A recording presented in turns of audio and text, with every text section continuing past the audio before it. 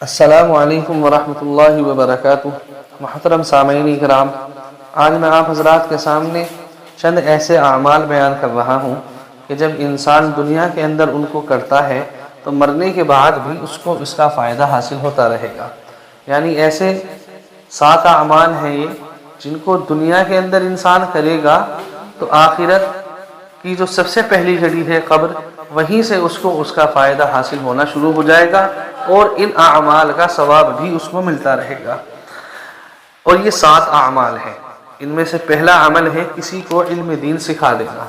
اگر کوئی انسان ٹیچر ہے، قرآن کریم سکھاتا ہے، اردو سکھاتا ہے، دینیات کا کورس لوگوں کو بتا رہا ہے، سکھا رہا ہے، الغرض کسی بھی طریقے سے وہ علم دین دوسروں تک پہنچا رہا ہے، اب جب بھی وہ لوگ جو ان سے سیکھے ہیں، پھر جب وہ کسی دوسرے انسان کو سکھائیں گے، پھر وہ کسی اور کو سکھائے گا، تو اس علم دین کے سیکھنے کا فائدہ انسان کو مرنے کے بعد بھی حاصل ہوتا رہے گا۔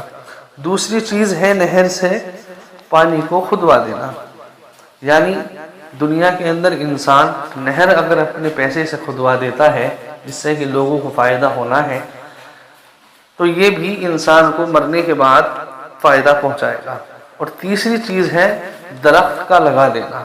درخت چاہے آپ پھلدار لگائیں، چاہے بغیر پھل والا درخت لگائیں، جب بھی انسان اس درخت سے فائدہ اٹھائے گا، اس کی چھاں میں بیٹھے گا، مثلا آپ نے کہیں سڑک پر اپنی زمین میں درخت لگا دیا اور کوئی بھی مسافر آنے جانے والا اس درخت کے نیچے بیٹھتا ہے چھاؤں کے لیے، اب درخت اگر پھلدار ہے اور وہ اس درخت سے پھل بھی کھا رہا ہے، اس کا فائدہ، اس کو پھل کا بھی فائدہ ہو رہا ہے، تو جب تک وہ درخت دنیا کے اندر رہے گا، اس درخت کا فائدہ آپ کو مرنے کے بعد قبر کے اندر ملتا رہے گا۔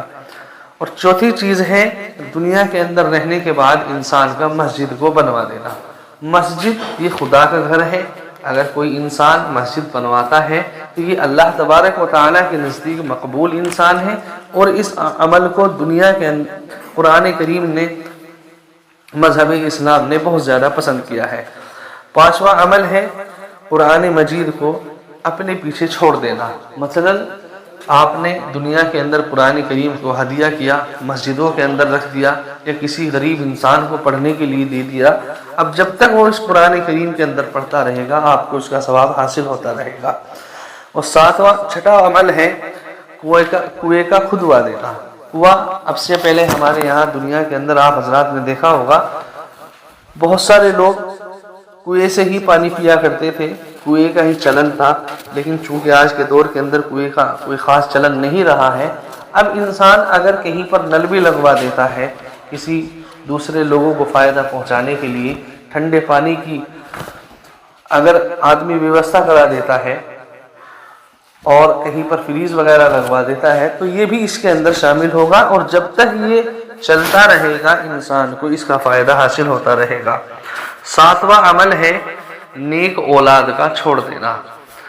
جب انسان کی اولاد نیک ہو جاتی ہے، اپنے والدین کی اطاعت اور فرما برداری کرتی رہتی ہے، تو مرنے کے بعد بھی اللہ تبارک و تعالی اس نیک اولاد کی برکت سے انسان کو فائدہ پہنچاتا ہے، اس کو ثواب حاصل ہوتا رہتا ہے۔